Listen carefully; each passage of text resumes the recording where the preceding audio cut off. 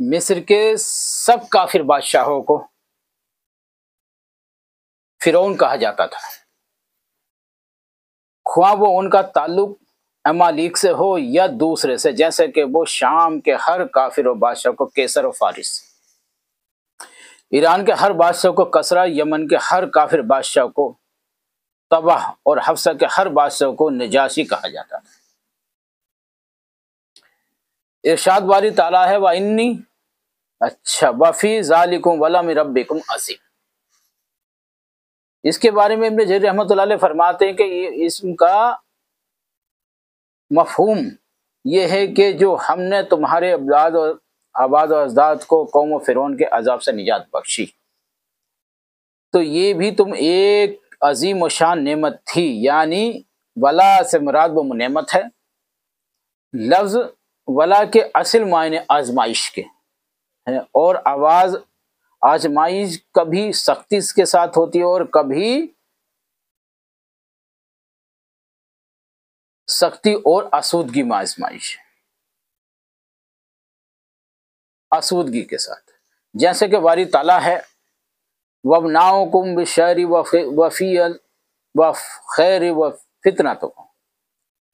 اور ہم تم لوگوں کو سختی اور آسودگی میں آزمائش کے طور پر مبتلا کرتے ہیں۔ اور فرمایا وَبَلَوْنَا بِالْحَسَنَاتِ وَالسَّيِّئَاتِ لَعَلَّهُمْ يَرْجِعُونَ، اور ہم آسائشوں اور تکلیفوں دونوں سے ان کی آزمائش کرتے رہتے ہیں تاکہ وہ ہماری طرف رجوع کریں۔ ابن جریر رحمۃ اللہ علیہ فرماتے ہیں کہ تکلیف کی صورت میں جو آزمائش ہو اس کے لیے،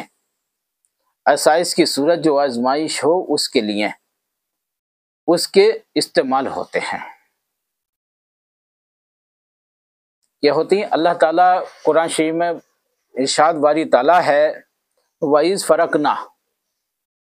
بِكُمُ الْبَحْرَ فَأَنْجَيْنَاكُمْ وَأَغْرَقْنَا آلَ فِرْعَوْنَ وَأَنْتُمْ تَنظُرُونَ،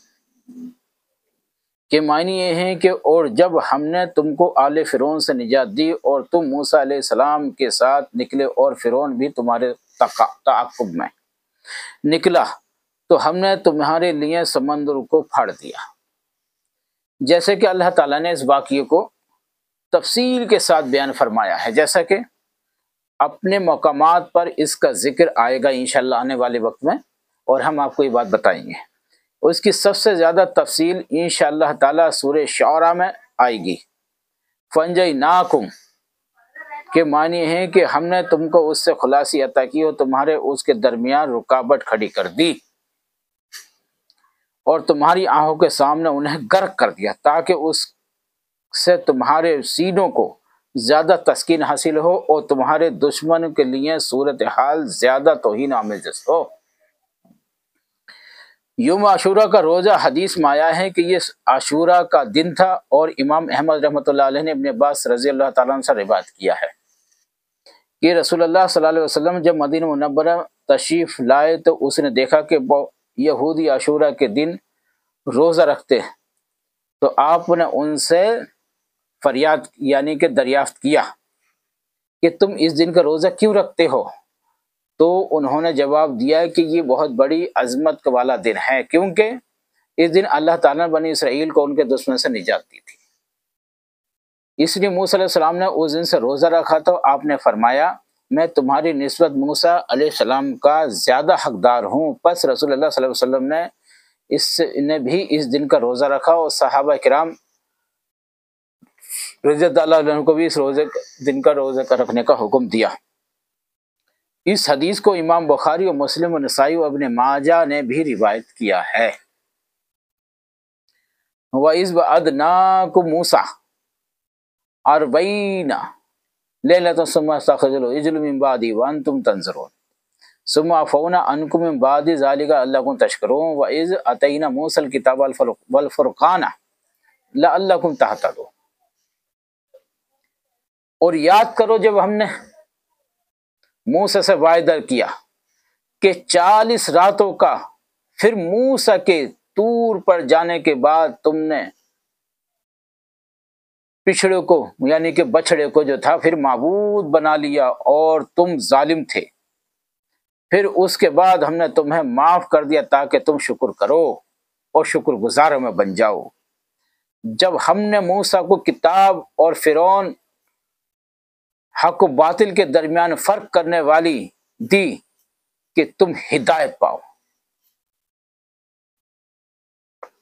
بنی اسرائیل کا بچھڑے کو معبود بنانا، اللہ تعالیٰ ارشاد فرماتا ہے کہ تم میرے اس احسان کو بھی یاد کرو جب تم نے بچھڑے کو پوجنا شروع کر دیا تھا اور میں نے تمہیں معاف کر دیا۔ یہ میرا احسان یاد کرو آپ۔ جس وقت موسیٰ علیہ الصلوۃ والسلام اس میعار مقرر کے لیے گئے تھے تو اللہ تعالیٰ نے ان کے لیے مقرر فرما دی تھی، اور وہ میعاد مقرر 40 رات کی تھی، جس کا ذکر سورہ اعراف کی اس آیت میں بھی آیا ہے۔ بابا ادنا موسیٰ ثلاثین لیلۃ واتممناہا بعشر،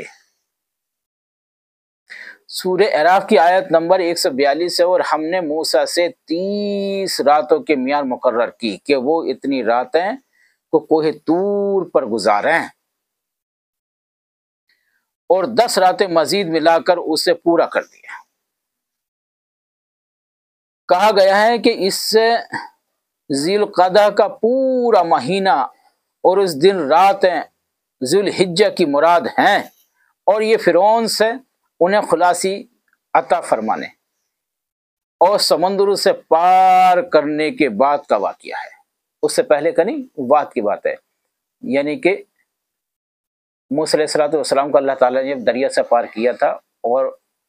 فرعون کو غرق کیا تھا تو اس سے بعد کی بات ہے۔ یہ فرمان الہی ہے، وَإِذْ آتَيْنَاكُم مُوسَى الْكِتَابَ،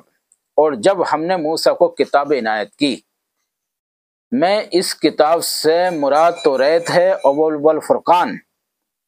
اور فرقان سے مراد وہ شے ہے جس سے حق و باطل اور ہدایت و ضلالت میں فرق کیا جا سکے۔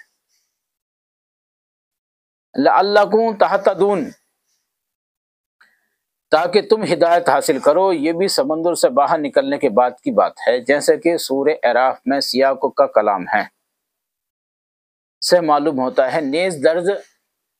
ذیل آیت کریمہ سے یہ بھی معلوم ہوتا ہے کہ وَلَقَدْ آتَيْنَا مُوسَى الْكِتَابَ مِن بَعْدِ أَهْلَكْنَا الْقُرُونَ أُولَىٰ بَصَائِرِ لِلنَّاسِ هُدًى وَرَحْمَةً لَعَلَّهُمْ يَتَذَكَّرُونَ، سورہ القصص آیت نمبر 43۔ بے شک ہم نے فرعونیوں سمیت پہلی امتوں کے ہلاک کرنے کے بعد موسیٰ کو کتاب دی جو لوگوں کے لیے بصیرت و ہدایت اور رحمت تھی اور ہے، رحمت ہے تاکہ وہ نصیحت پکڑیں اس کتاب سے، وہ سیدھے راستے پر چلیں۔ وَإِذْ قَالَ